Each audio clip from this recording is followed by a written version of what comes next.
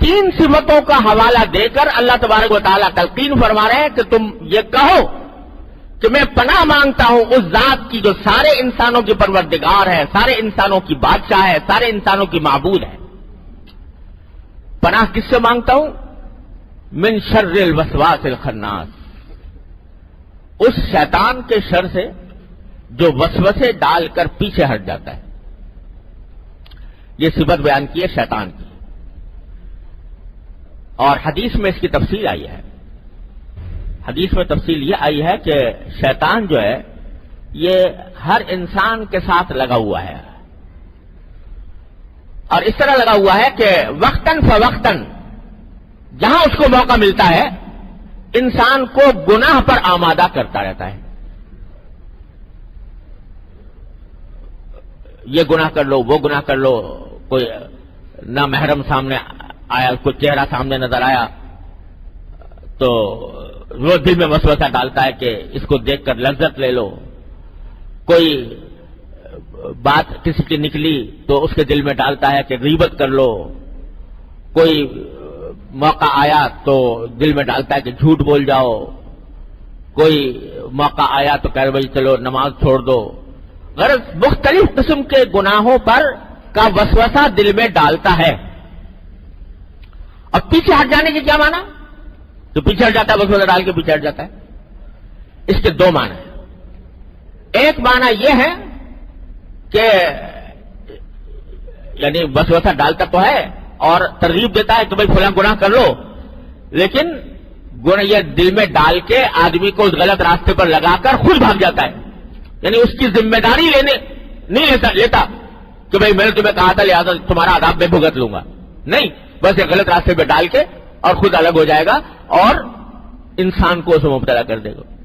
ایک تو اس کے معنی یہ ہے، اور دوسرے معنی حدیث میں رسول کریم سرور دو عالم صلی اللہ علیہ وسلم نے ارشاد فرمائے کہ شیطان کا معاملہ یہ ہوتا ہے انسان کے ساتھ کہ وہ اس کے دل میں برے برے خیالات، برے برے ارادے پیدا کرتا ہے، لیکن جو ہی ان ارادوں کے پیدا کرنے کے بعد جو ہی اللہ کا بندہ اللہ تبارک و تعالیٰ کا ذکر کر لیتا ہے تو فوراً پیچھے ہٹ جاتا ہے، بھاگ جاتا ہے۔ یعنی اللہ تبارک و تعالیٰ اس لفظ کے ذریعے اس بات کی طرف اشارہ کر رہے ہیں کہ ڈرو مت زیادہ اس کے وسوسے سے، یہ جو ہے تو خطرناک، اگر وسوسہ کام کر گیا تمہاری آخرت تباہ کر دے گا، لیکن زیادہ ڈرنے کی بات نہیں، کیونکہ یہ وسوسہ ڈالتا ضرور ہے، لیکن جو ہی تم اللہ تعالیٰ کی طرف رجوع کرو گے، اللہ تعالیٰ کی پناہ مانگو گے، اللہ تعالیٰ کا ذکر کرو گے، یہ پیچھے ہٹ جائے گا۔ یہ معنی ہے الوسواس الخناس۔ اسی لیے قرآن کریم نے فرمایا کہ اما ينزغنك من الشیطان نزغ فاستعذ باللہ من الشیطان الرجیم، کہ جب اگر یہ شیطان کی طرف سے کوئی کچوکا لگے، تمہیں لفظ استعمال کیا قرآن کریم میں کچوکا لگے، یعنی وہ تمہارے دل میں کوئی وسوسہ ڈالے، برا ارادہ ڈالے، فوراً اللہ کی پناہ مانگ لو، یا اللہ میں آپ کی پناہ مانگتا ہوں، یہ شیطان میرے دل میں ڈال رہا ہے یہ باتیں، میں آپ کی پناہ مانگتا ہوں، ذکر اللہ تعالیٰ سے جو پناہ مانگ لو، اللہ تعالیٰ کی طرف رجوع کر لو، تو اللہ تعالیٰ کے کی طرف رجوع کرنے کے نتیجے میں اور اللہ کا ذکر کرنے کے نتیجے میں رسول کریم صلی اللہ علیہ وسلم فرماتے ہیں کہ یہ پیچھے ہٹ جائے گا، یہ تمہیں پھر آگے زیادہ نقصان نہیں پہنچا سکتا۔ تو یہ معنی ہے من شر الوسواس الخناس۔ فرمایا کہ اس کا تو طریقہ ہی یہ ہے شیطان کا کہ آئے گا، وسوسہ ڈالے گا، ارادہ گناہ کا پیدا کرے گا، اگر بندے نے اللہ کا ذکر نہیں کیا، اللہ تعالیٰ کی طرف رجوع نہیں کیا، اللہ تعالیٰ کو یاد نہیں کیا، وہ اپنے کام میں اپنے مقصد میں کامیاب ہو جائے گا، تمہیں گناہ میں مبتلا کر دے گا۔ لیکن اگر اس موقع پر تم اللہ کو یاد کر لو، اللہ کی پناہ لے لو، اللہ سے پناہ مانگ لو، تو یہ شیطان پیچھے ہٹ جائے گا، اور پھر جب موقع ملے گا دوبارہ آئے گا، پھر کسی موقع پر پھر وسوسہ ڈالے گا، پھر اللہ کی پناہ لے لو گے، پھر ذکر کر لو گے، پھر پیچھے ہٹ جائے گا۔ اور دیکھو یہاں قرآن کریم نے فرمایا خناس کے معنی ہے بہت پیچھے ہٹنے والا۔ ایک لفظ ہوتا ہے خانس عربی میں، جس کے معنی ایک مرتبہ پیچھے ہٹنے والا، اور خناس کے معنی بہت پیچھے، یعنی بار بار پیچھے ہٹنے والا۔ کیا معنی کہ بار بار حملے کرتا ہے اور بار بار پیچھے ہٹتا ہے۔ ہر حملے کے موقع پر آسان علاج یہ ہے کہ تم اللہ کی طرف رجوع کرو، اللہ کی پناہ مانگو کہ یا اللہ یہ دل میں خیال آ رہا ہے، مجھے اس کے شر سے محفوظ کر دیجئے اور مجھے ہمت دے دیجئے، مجھے طاقت دے دیجئے کہ میں اس گناہ سے بچ جاؤں. تو نتیجہ یہ کہ پیچھے ہٹ جائے گا، ختم ہو جائے گا. اسی لیے فرمایا ان کید الشیطان کان ضعیفا، شیطان کی جو تدبیر ہے بڑی کمزور ہے.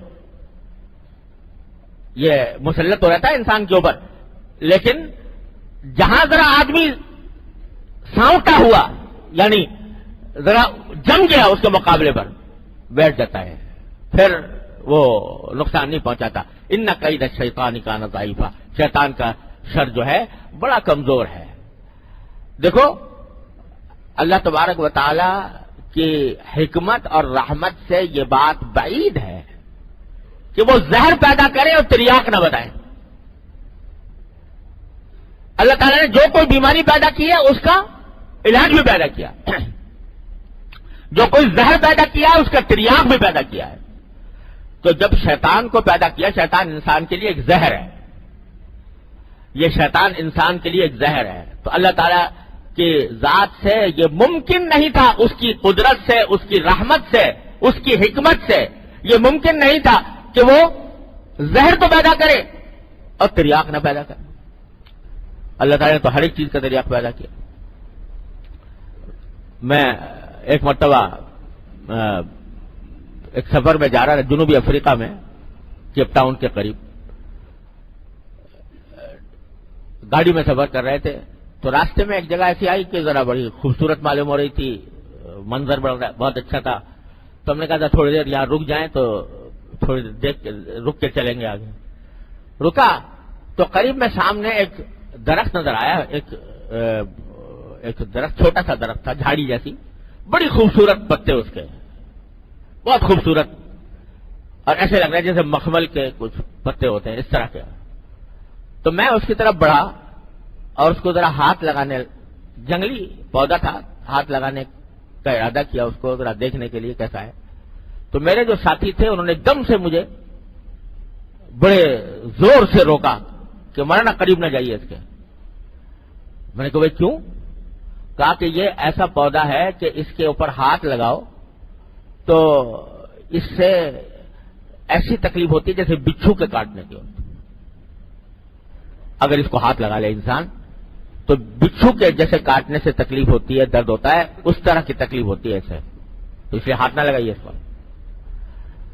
میں بڑا حیران ہوا اور ساتھ ہی میں نے یہ کہا بھائی یہ تو بڑی خطرناک چیز ہے، آپ نے تو مجھے بتا دیا. تو میں رک گیا اس سے. نہ جانے کتنے لوگ ہیں جو اجنبی گزرتے ہوں گے تو وہ ہاتھ لگاتے ہیں، ان کو تکلیف پہنچائی، کیا قصہ. تو انہوں نے کہا مگر جی ایک عجیب بات یہ ہے کہ جہاں یہ پودا ہوتا ہے اسی کے جڑ میں ایک اور پودا نکلتا ہے، اور اس کو ہاتھ لگا کر جو تکلیف اگر ہو گئی ہے اس کو ہاتھ لگا دے تو وہ دور ہو جاتی ہے. وہ یہ پودا جو ہے یہ اس کو ہاتھ لگاؤ تو بچھو کے کاٹنے جیسی لہریں انسان کے اندر پیدا ہو جائیں گی، اور نیچے ایک چھوٹا سا پودا اگا ہوا ہے اس کو ہاتھ لگا دو تو وہ ساری تکلیف دور ہو جائے گی. انہوں نے کہا تبارک اللہ احسن الخالقین. جو زہر پیدا فرمایا تو اس کا تریاق بھی ساتھ ساتھ موجود ہے اللہ تعالیٰ کی طرف سے. اس کی رحمت اور حکمت کا معاملہ یہ ہے. تو ایک طرف تو مجھے اس وقت یہ عبرت ہوئی کہ دیکھو یہ دیکھنے میں کتنا خوبصورت پودا ہے، اتنا حسین ہے کہ بے ساختہ دل چاہتا ہے اس کے پاس جاؤ، اس کو ہاتھ لگاؤ.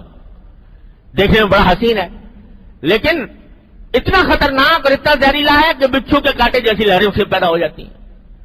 تو یہ دنیا میں جتنے گناہ ہیں، گناہ دنیا کے اندر ہے، ان سب کی ایک مجسم مثال ہے یہ پودا کہ دیکھنے میں بڑا خوبصورت لگتے ہیں. ایسا معلوم ہوتا ہے کہ اس سے بڑا لطف آئے گا، بڑا مزہ آئے گا، بڑی لذت حاصل ہوگی، لیکن انجام کار وہ زہریلے ہیں، وہ بچھو کے کاٹنے کی طرح کی چیز ہے. ایک تو یہ سبق ملا. دوسرا سبق یہ ملا کہ جس اللہ تعالیٰ جہاں کہیں کوئی زہر پیدا کرتے ہیں اس کا تریاق بھی پیدا فرماتے ہیں، اس کے ازالے کی تدبیر بھی عطا فرماتے ہیں. تو جب شیطان کو پیدا کیا وہ انسان کے لیے ایک زہر تھا تو اس کا تریاق بھی اتنا آسان بنا دیا، اس کا تریاق بھی اتنا آسان بنا دیا کہ اگر اس کے ڈسنے سے پہلے اس کا تریاق یہ ہے کہ اللہ کی طرف رجوع کر لو، اللہ کی پناہ میں آ جاؤ. اما ينزغنك من الشیطان نزغ فاستعذ باللہ. جب تمہیں شیطان کچوکا لگانے لگے تو اللہ کی پناہ مانگو، یا اللہ میرے دل میں یہ خیال برا آ رہا ہے، مجھے بچا لے اس سے، شیطان کے شر سے بچا لے. اگر پہلے خیال آ جائے تو پہلے پناہ مانگ لو اللہ تبارک و تعالیٰ کی. اور اگر خدا نہ کرے اس شیطان کے شر سے متاثر ہو کر، مغلوب ہو کر گناہ کا ارتکاب کر لیا تو تریاق یہ ہے کہ استغفار اور توبہ کرو. استغفر اللہ ربی من کل ذنب واتوب الیہ. اے اللہ میں آپ سے میں معافی مانگتا ہوں، میں توبہ کرتا ہوں. استغفار اور توبہ کر لو تو یہ تریاق ہے اس کا. ایک طرف شیطان کا شر ہے اور ہے بڑا خطرناک، لیکن اللہ تبارک و تعالیٰ نے اس سے بچنے کا آسان طریقہ دونوں طرف رکھا ہوا ہے، دائیں بھی اور بائیں بھی، آگے بھی اور پیچھے بھی. کہ آگے یہ کہ پناہ مانگ لو اللہ تبارک و تعالیٰ کی، اور پیچھے یہ کہ اگر خدا نہ کرے مبتلا ہو ہی گئے تو پھر فوراً توبہ اور استغفار کر لو. التائب من الذنب کمن لا ذنب لہ. یہ توبہ کر لے اللہ تبارک و تعالیٰ کے حضور گناہوں سے وہ ایسا ہو جاتا ہے جیسے کہ گناہ کیا ہی نہیں تھا. تو یہ ہے مفہوم قل اعوذ برب الناس ملک الناس الہ الناس من شر الوسواس الخناس. اس ظالم کے شر سے جو وسوسے ڈال کر پیچھے ہٹ جاتا ہے. اللہ تبارک و تعالیٰ اپنے فضل و کرم اپنی رحمت سے ہم سب کو اس کے شر سے محفوظ رکھے.